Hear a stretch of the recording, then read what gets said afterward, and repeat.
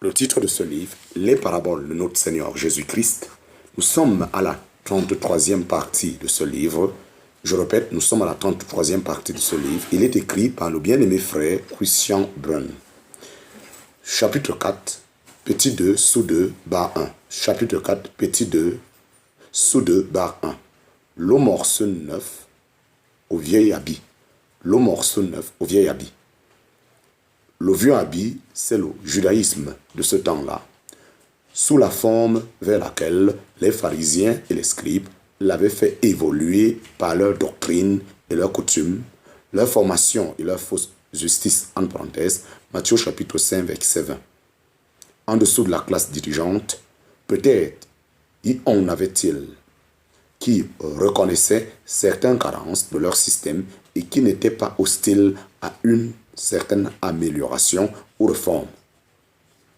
Un morceau neuf de ce que Jésus enseignait et faisait n'aurait pas fait de mal à leur système, à leurs yeux. Mais le Seigneur Jésus en montre l'inutilité absolue. Le nœud ne ferait que déchirer, d'autant plus le vieux. Il est effectivement impossible d'associer ces deux systèmes. On ne peut pas, même si c'est dans une toute petite mesure, un morceau, se servir de la grâce pour améliorer un système religieux pharisien. Il est impossible de mêler les formes extérieures de la manifestation de ce que Christ apportait aux formes extérieures ou aux manifestations qui caractérisaient le judaïsme. C'est de ces formes extérieures ou de ces manifestations que semble parler l'habit. Nous ne devons pas perdre de vue que le christianisme, lui aussi, ou l'évangile de la grâce, pouvons-nous dire aussi, suscite des effets visibles extérieurement.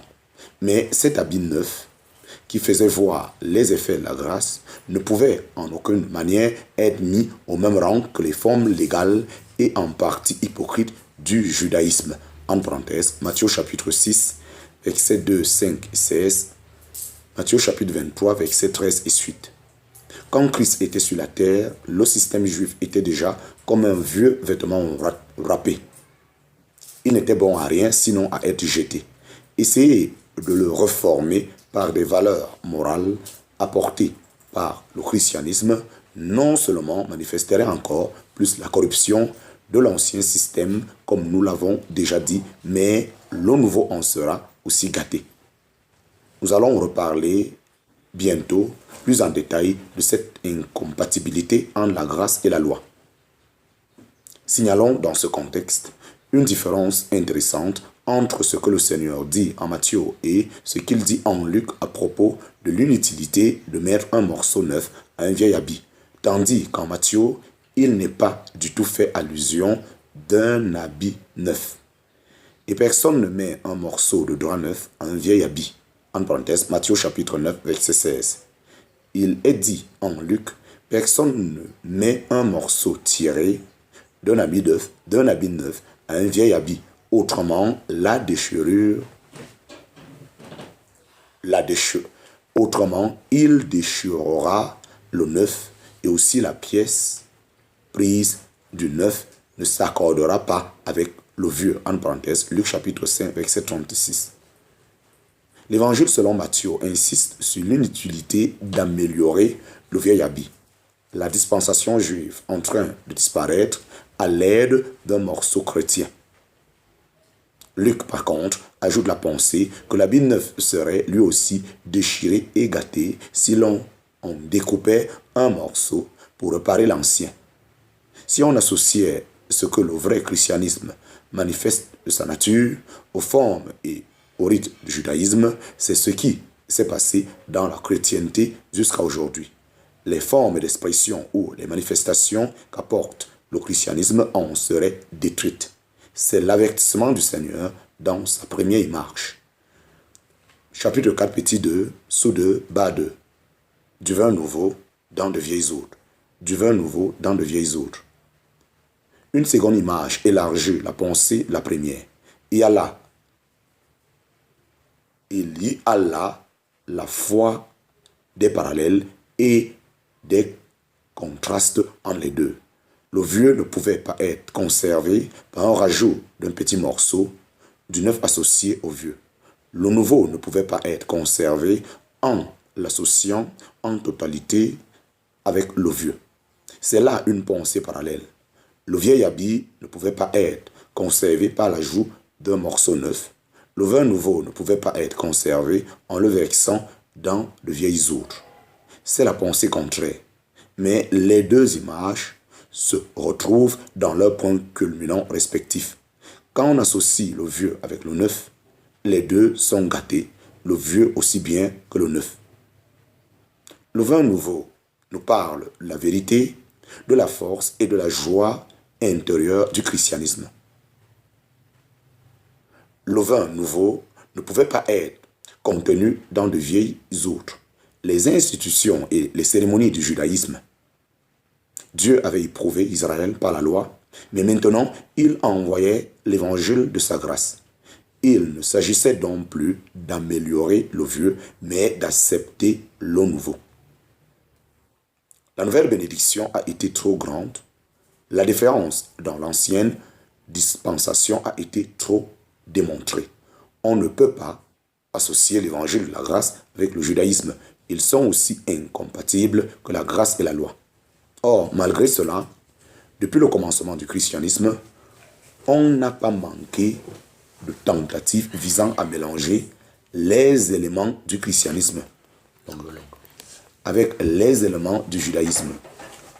On se disait que les deux étaient finalement d'origine divine, la loi comme la grâce. Pourquoi ne pas prendre le meilleur des deux systèmes pour en faire quelque chose d'encore meilleur?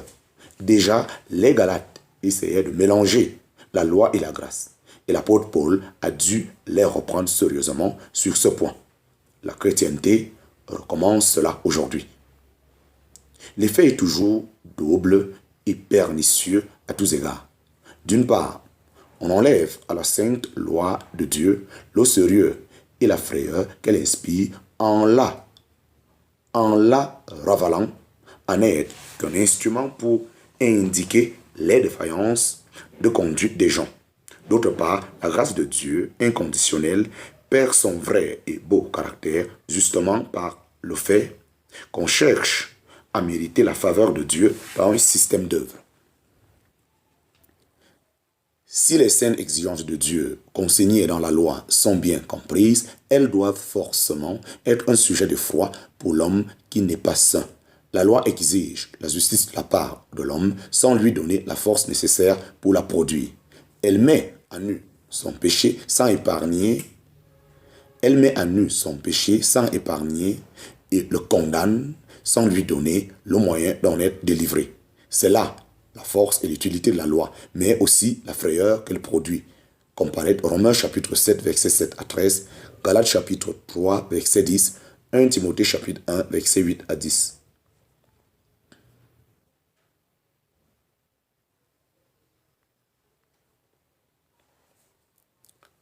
En revanche, la grâce est ce qu'il y a de plus heureux et de plus merveilleux qui puisse arriver à un pécheur perdu.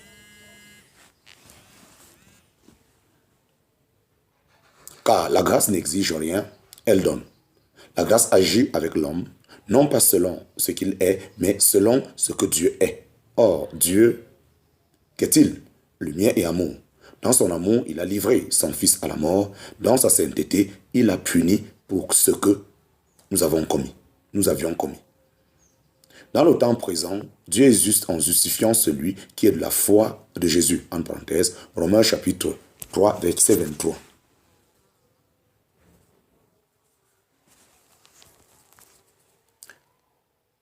Combien la grâce de Dieu est magnifique. Elle donne au racheté une place en Christ, une place dans la gloire du ciel. Le racheté est mort avec Christ et est aussi mort à la loi, en parenthèse, Romains chapitre 6, verset 8, Romains chapitre 7, verset 1 à 6. Mais ce qu'il vit, il le vit à Dieu, en parenthèse, Romains chapitre 6, verset 11, Galates chapitre 2, verset 19. Il possède le Saint-Esprit comme sceau, la rédemption, et aussi comme art de son héritage céleste, en parenthèse, Éphésiens chapitre 1, verset 13 à 14. Tout cela et encore bien plus, il le possède par pure grâce, car vous êtes sauvés par la grâce, par la foi, et cela ne vient pas de vous, c'est le don de Dieu, non pas sur le principe des œuvres, afin que personne ne se glorifie. En parenthèse, Éphésiens chapitre 2, versets 8 à 9. Quand on a un peu compris ce qu'est la loi et ce qu'est la grâce, est-il pensable de mélanger ces deux principes sans par là les détruire tous les deux? Peut-on imaginer qu'un système religieux mort comme le judaïsme de cette époque-là et comme la chrétienté d'aujourd'hui puisse être associé au vin nouveau, les vieilles outres, des formes